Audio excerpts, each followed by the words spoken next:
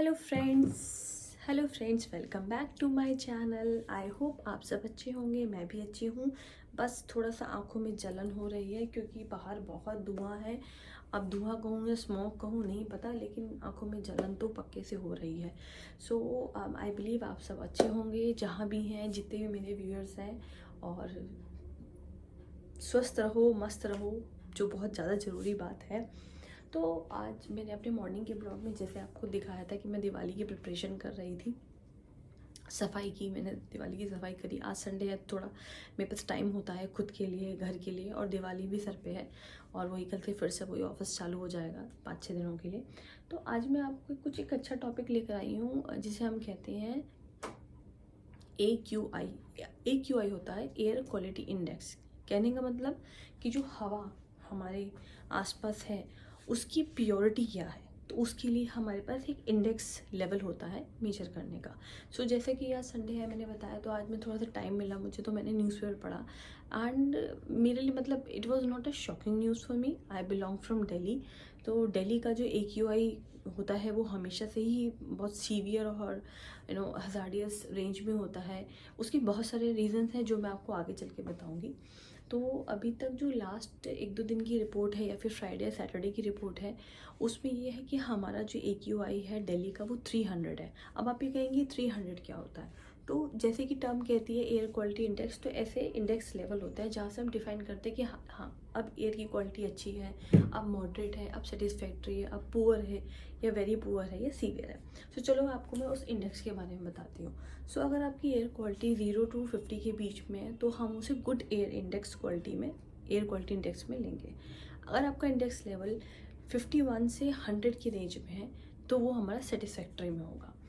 अगर index level 101 से लेके 150 की रेंज में है तो वो मॉडरेट में काउंट होता है।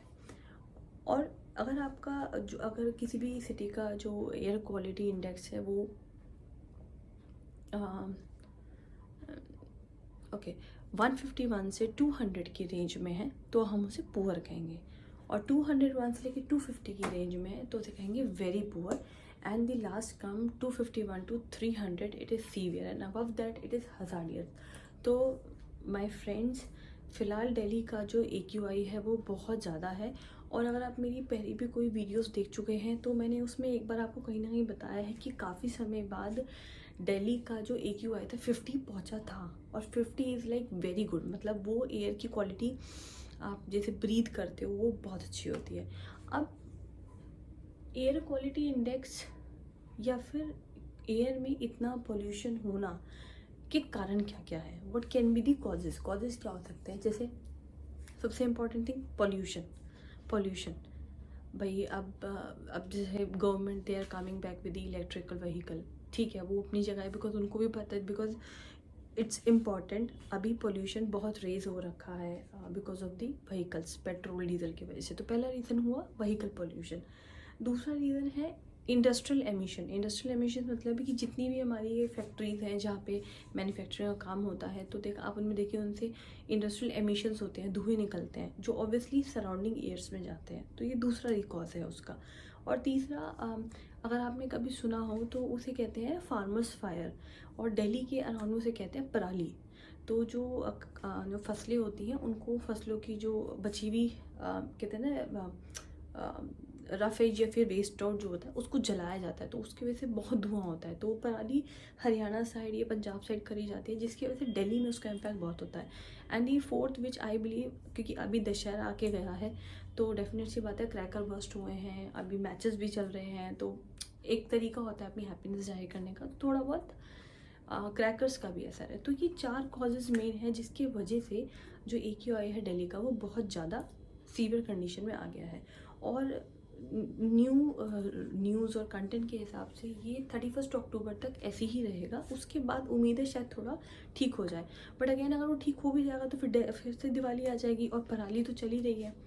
तो सो मैं व्यूअर्स, मेरी आप लोगों से रिक्वेस्ट है कि कोशिश करें दिवाली को क्रैकर फ्री बनाएं और मिलें जुलें, खुशियाँ बांटें, अच्छे अच्छे कपड़े पहनें, गिफ्ट दें, अच्छी अच्छी मिठाइयाँ खाएं, खिलाएं, सबको बुलाएं, सबके घर जाएं।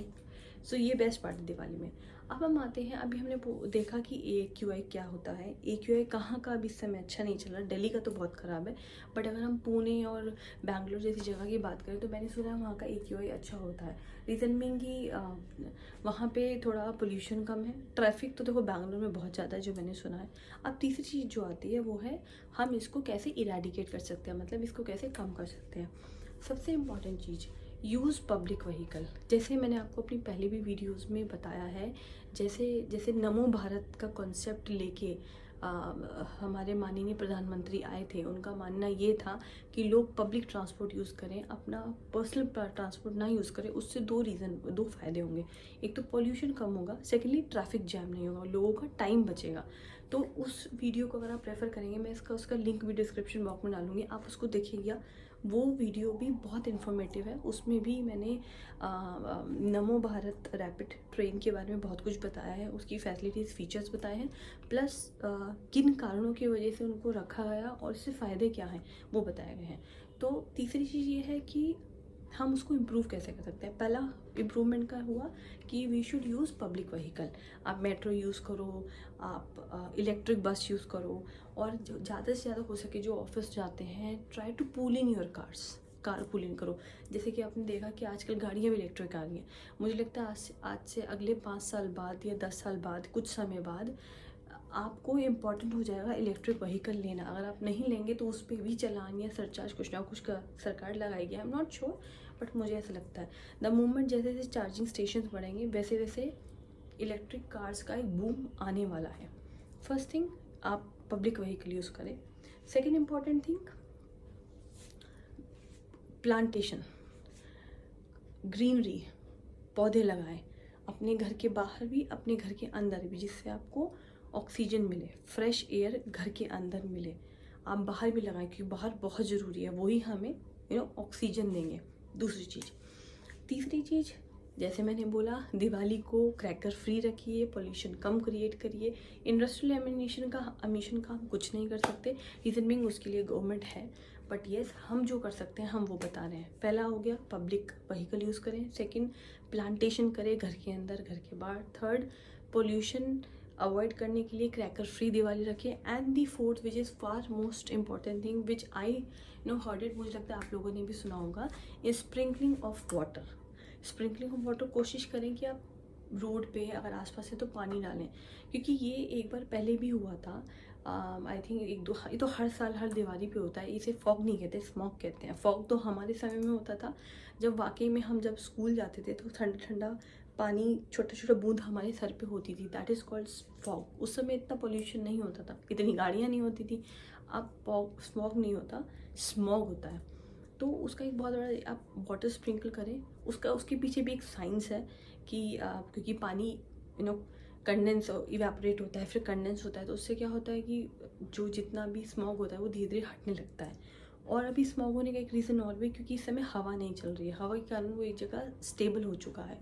तो 4 चीज़ें मैंने आपको बताई। और स्प्रिंकलिंग ऑफ वाटर पे अगर आप मेरे व्यूअर्स ने कभी आपने सुना भी हो कि जापान और चाइना ने ये टेक्निक को बहुत ज़्यादा इफेक्टिवली अपनाया था, I think before Covid.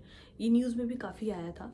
So my friends, इस चीज़ को हम खुद भी अप्लाई कर सकते हैं। अगर हम बाकी जगह पानी नहीं डाल सकते तो एटलीस्ट अपने एरिया में, जैसे अपना घर है, अपने घर के सामने डाल सकते हैं। स्प्रिंकल करना है, पानी भरना नहीं है, स्प्रिंकल जस्ट लाइक शावरिंग करनी है। So maybe it will help. कहते हैं ना, बूंद बूंद से घड़ा भरता है, आप अपना काम करिए, बाकी लोग अपना काम करेंगे।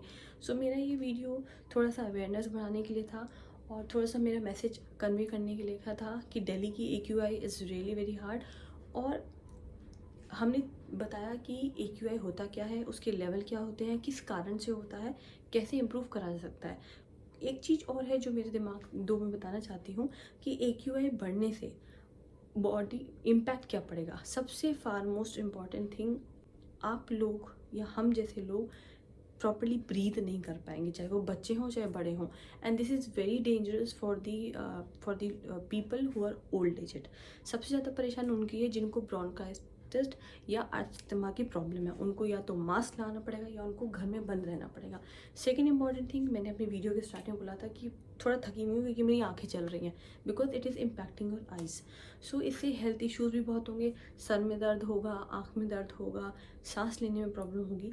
सो ऐसी चीज़ों को अवॉइड करने के लिए हम सिर्फ इतना ही कर सकते हैं कि हम अपना अपना काम करें, प्लांटेशन करें, पब्लिक व्हीकल यूज़ करें, ज़्यादा परेशानी है तो मास्क पहने, स्प्रिंकल करें पानी का, और क्रैकर फ्री दिवाली रखें।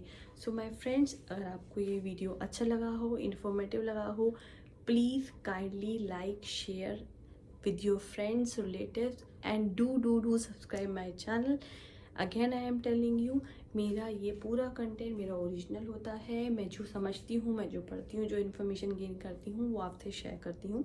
ये वीडियो मेरे सिर्फ दिल्ली व्यूअर्स के लिए नहीं है, ये पूरे ऑल ओवर इंडिया के लिए है। So let's try to make our place pollution free and healthy for ourselves, for our coming generation, and for our kids. So till then, take care, bye bye, and Shubh Ratri, Shabha Khair, and do not forget to subscribe my channel. Love you all, take care.